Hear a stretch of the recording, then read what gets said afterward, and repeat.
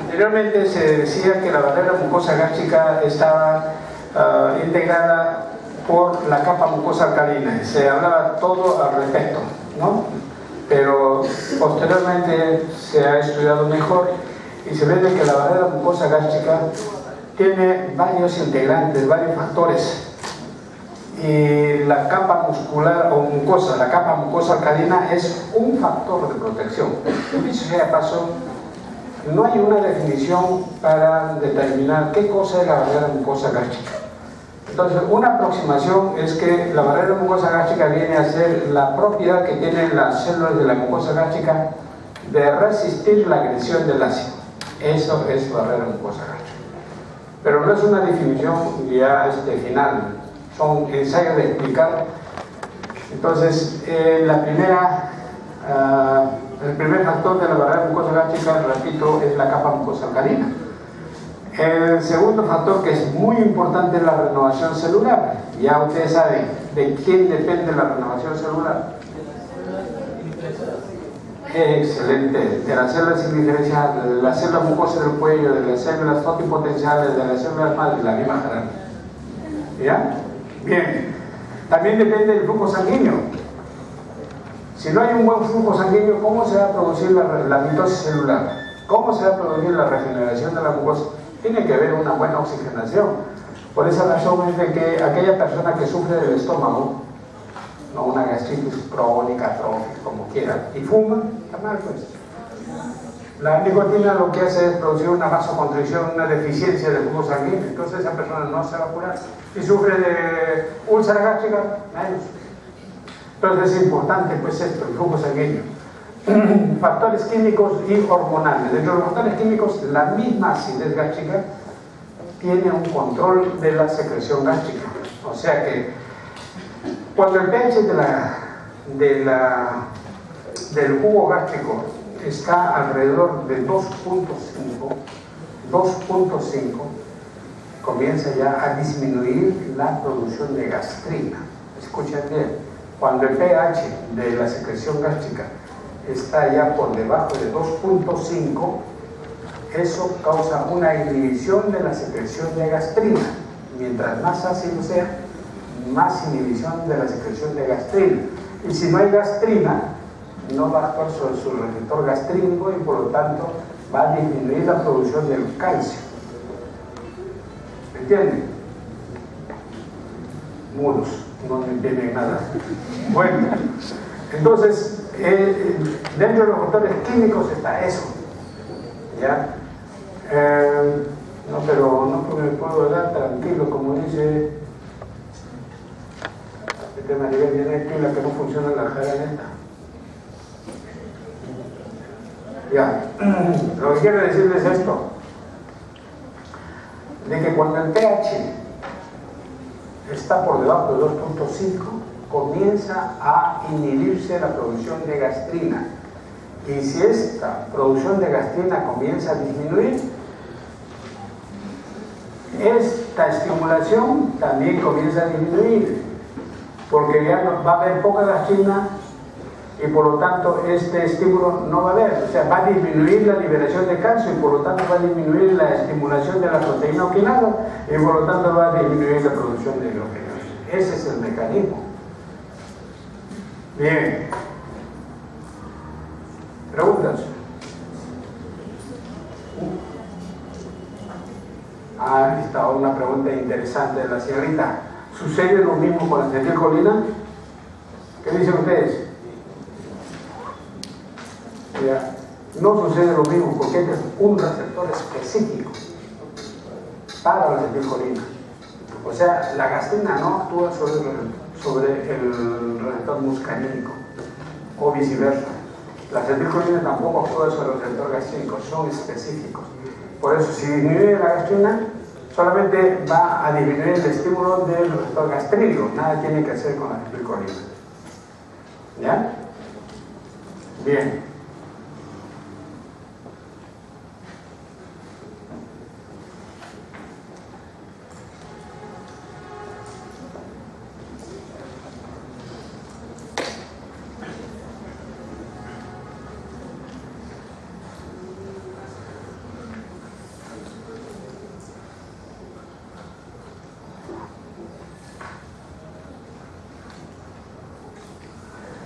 Ya. Aquí una relación de los medicamentos que se usan en el tratamiento de la gastritis, de la úlcera, o sea, el tratamiento para disminuir la secreción de ácido clorhídrico. Miren ustedes, este grupo que se les denomina antagonistas de receptores H2, o sea, bloquean los receptores H2 para la histamina. ¿Cuáles son? Cimetidina, la ranitidina, que todo el mundo la conoce. El resto es derivado de la cimetidina, pero la misma acción de la ranitidina. Entonces, la inhibición de la secreción de ácido es por bloqueo de los receptores H2. Luego tenemos los antagonistas de los receptores colinérgicos o M3. Los antagonistas de los receptores M3, los que bloquean los receptores M3. ¿Cuáles son? En primer lugar, la atropina, que eso es lo que ella me hizo una pregunta muy interesante, lo que ha visto en la práctica. Cuando aplican acetilcolina, se estimulan los receptores colinérgicos.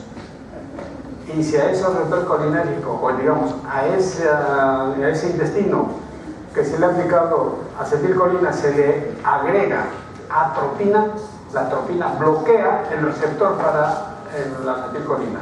Y por lo tanto la musculatura no se va a contraer. Eso mismo sucede acá. Entonces, la atropina, que es con lo que se trabaja, bloquea a estos receptores M3 colinérgicos y por lo tanto no va a haber secreción, o sea, también va a haber disminución de la liberación de calcio.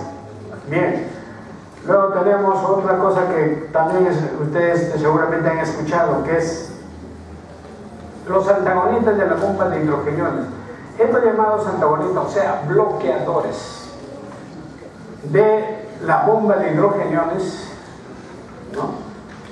Es bloqueando la hidrógeno potasio ATPase. Hace un momento les dije que cuando la hidrógeno potasio ATPasa está activa, es para liberar el hidrogenión dentro de la célula y lo saca a manera de gatillo, un disparo, y sale el hidrogenión. Entonces, estos omeprazoles, lansoprazoles, pantoprazole, lo que hace es inhibir al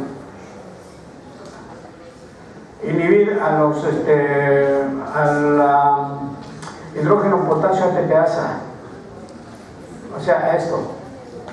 Aquí es donde actúan los lansoprazoles, pantoprazol, omeprazol, bloquean esto, y si esto bloquea no sale el hidrogeno. Por eso, cuando se bloquea el hidrógeno potasio ATPasa, el efecto inhibidor en la secreción de ácido es más intenso, más intenso.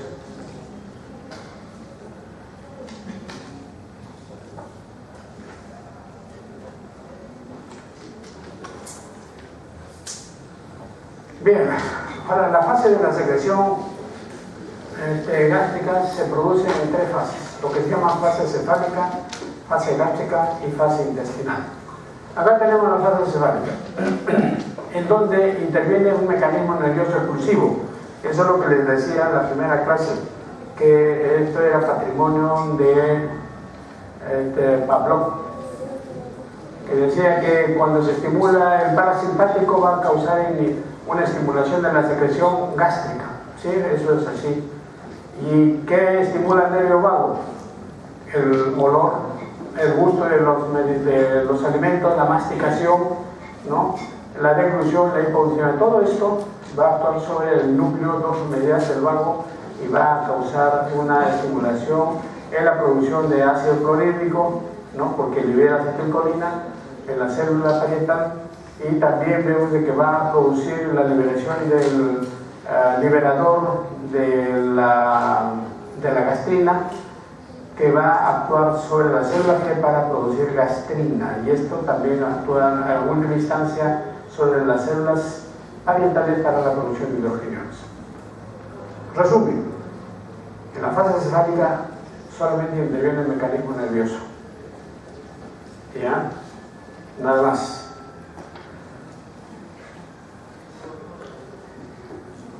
Bueno, esto es para hacer con un poquito más de detalle. Y acá tenemos la fase gástrica. En la fase gástrica se producen dos mecanismos, mecanismo nervioso y mecanismo hormonal.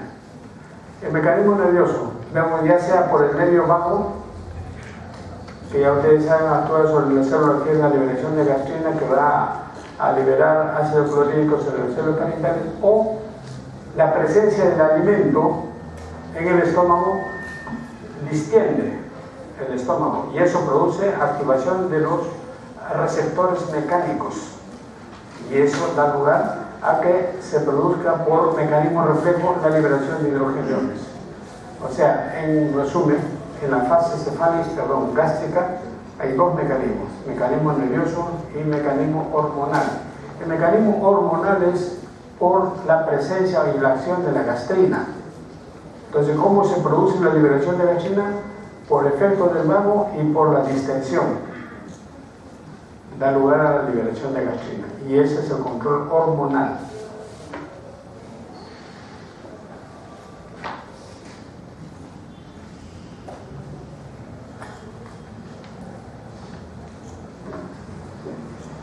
Bien, y finalmente tenemos la fase intestinal.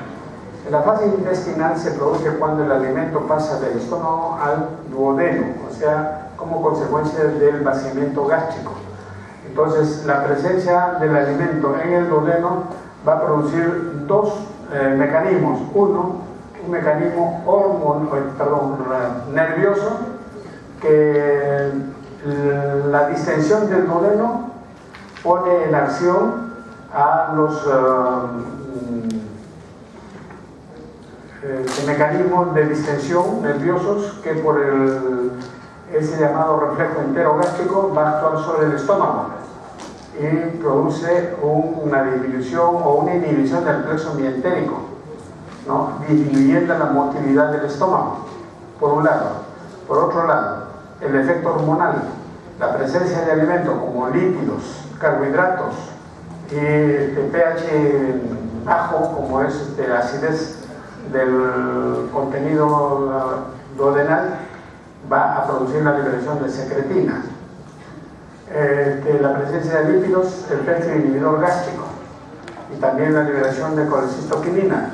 Estas tres hormonas pasan a la sangre y a través de la sangre vemos de que va a actuar sobre las células parietales y sobre las células principales, inhibiendo la producción de pepsinógeno, inhibiendo la producción de ácido.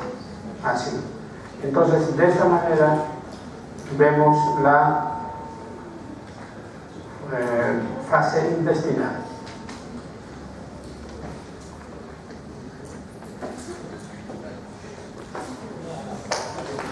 Bien.